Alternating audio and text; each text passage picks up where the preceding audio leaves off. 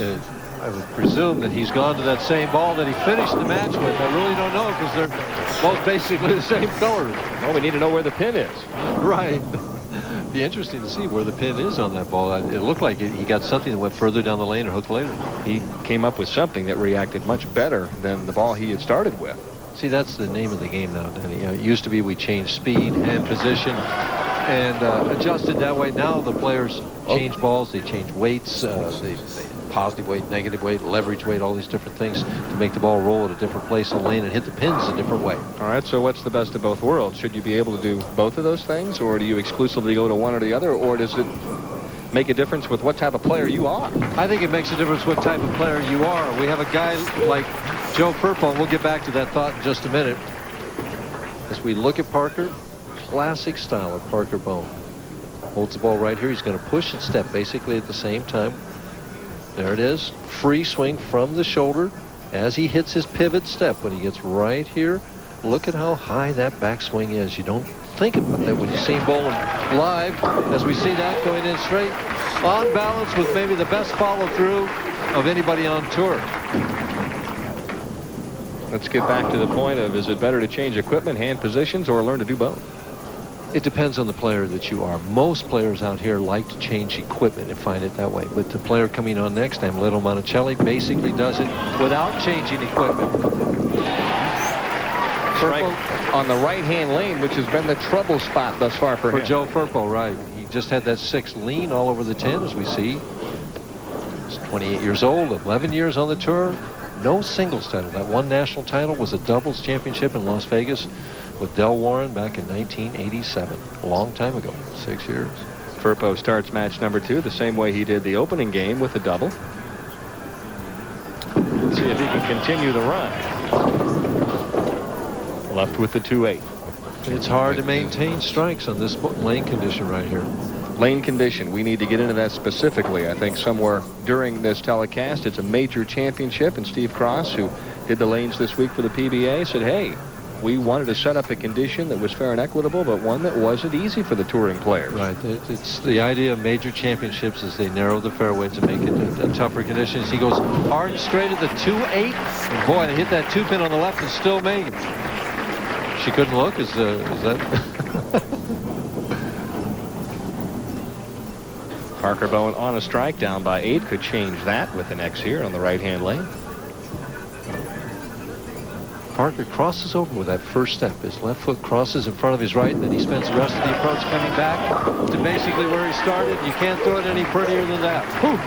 What a beautiful shot there, and what a beautiful lady. As Mary looks on, what a great shot that was. Boy, she looked really great tonight.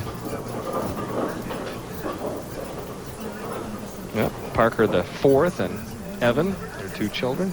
Geez, I wonder who's babysitting. Is it Mom or Grandma? You're right. Yeah, I'm looking forward to grandchildren someday. All of a sudden, Parker Bohn has said, hey, guess what, Joseph? I hear you, Pops. I'm right here.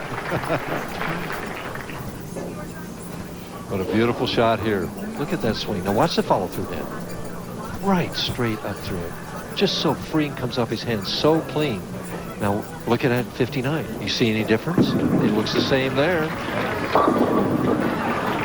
And Joe Firpo. Well, Joe's probably wishing that we stayed in more replays if he keeps throwing shots like that, because that was a strike, only on the wrong side. Well, it's the second one he's had on that lane. He's really troubled on lane 60. Is afraid to throw the ball right, and one of the reasons why, and rightfully so, is there's definitely an OB stake right in a certain area on these lanes. If you get a little too far right, it's not coming back. And there's a lot of oil in the lanes. They've oiled the lanes 24 feet with a spray gun and then 40 feet with a machine. Wow, pretty shot there. When he makes the good shot, projects it a little to the right, he gets a nice reaction, but there's something troubling him about that lane 60. So far, it hasn't cost him, though. Look at how loose he threw this shot, though, Dan. I mean, he's down in the match. He's a little bit lost on the right lane, but he takes advantage of that good break of the Brooklyn. Wow. Parker didn't know whether that was going to hold pocket or not, but that good speed held it in there. Hold pocket. That baby was Flush City when it left. He thought it might have crept high, and it almost did. That speed that he has. See those eyes? But now see, the reaction was, I mean, velocity and roll and accuracy. Come on, you're not supposed to have it all. And balance he has, and plus a great attitude. You know, he's got the good mental game too. Having his best year ever this year. Ooh, tried to wish that 7-pin down, and it just wouldn't work.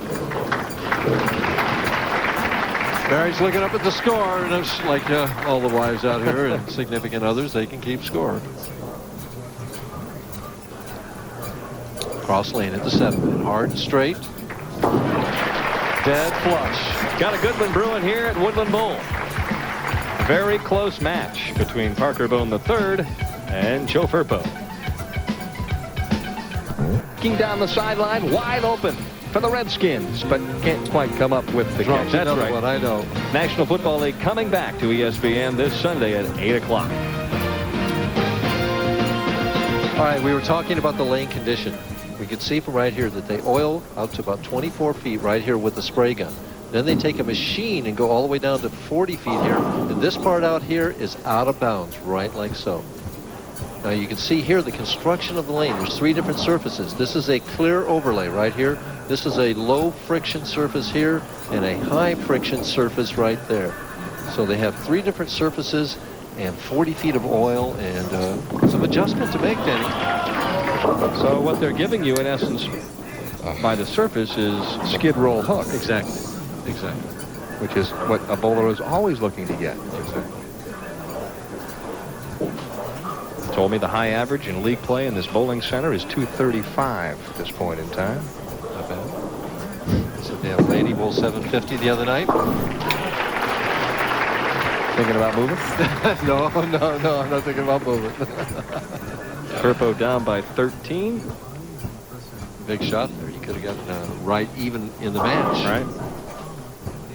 Don Mitchell, the tournament chair and proprietor here. Great guy. Loves the sport of bowling.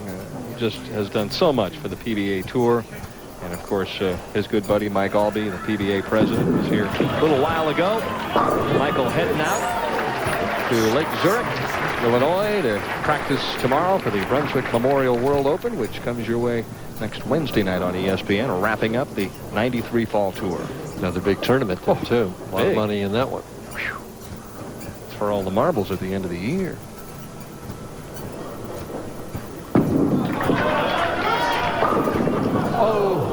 Oh my. Wow, the 3-pin went right over the top of the 10. That'll give you a headache. Look at Parker. You see that on replay. Watch the 3-pin, and it hits flush. The 1 will hit the 3. The 3 goes up right over the top. Amazing. How does it miss it? That's what Parker's thinking. Well, he knocks down the 10. Looked up at us and winked like, hey guys, I can't do it much better than that. Oh my. 12 pins though. This match is still in doubt. Firpo could finish it and figure out lane 60.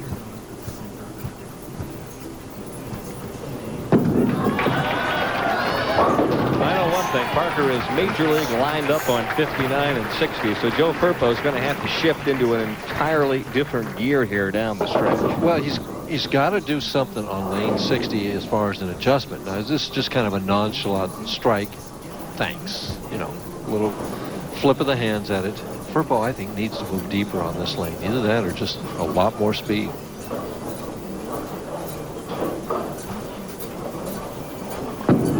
I think he moved deeper.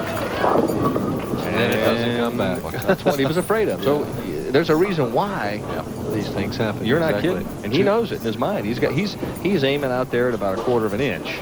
And it seems smaller than that in his mind. I mean, and then you're telling yourself, you know, to just make a good shot, be loose and relaxed, get the ball off your hand clean, and it just doesn't always happen. 2, 4, 5, 8, going straight at it, and doesn't knock out the 8. So, Mr. Firpo is falling further behind, and Parker looks like he's going to be moving on. Joe turns away in disgust, down now by 24. Could go off the sheet for 224. Yeah, he's got a strike on the right lane that he is lost on. You got to finish on the right lane.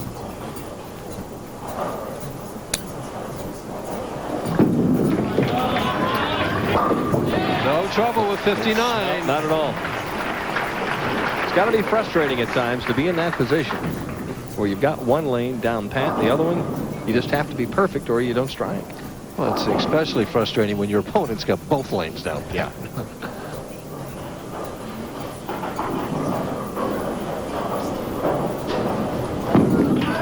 Parker looking to put the finishing touches on this match, and he rides high on lane 60. And didn't do it. You know, I've been talking about him creeping high on that lane. And we were talking about having to master both lanes. You know, I can't think of another sport where you have to do that. You know, you're back and forth that way. I know in golf you've got 18 holes, but you take them one at a time. In bowling, you can't get a double unless you strike on both lanes.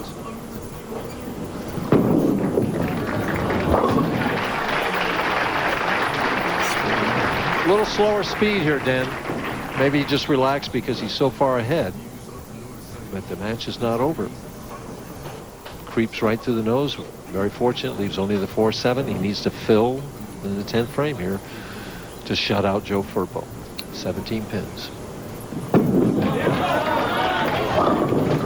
Wow. 8-pin almost stood along with that 6. And that would have been disaster, too. Yes.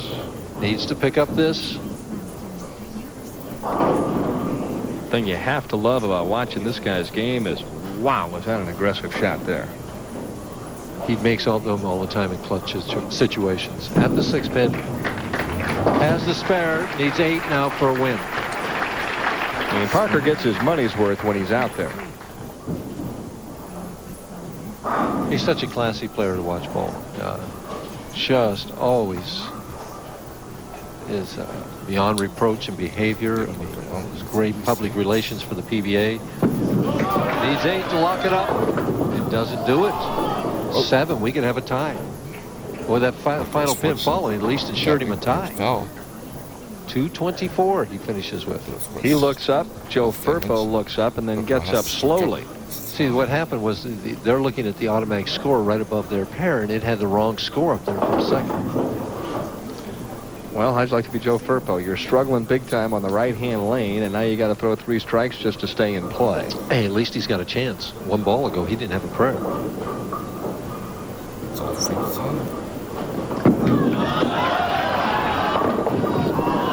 Boy, what a good shot in the 4-pin stance. Nice shot. Made the adjustment, moved left, and Joe said, hey, I did all I could do, Parker. You just bested me in this match.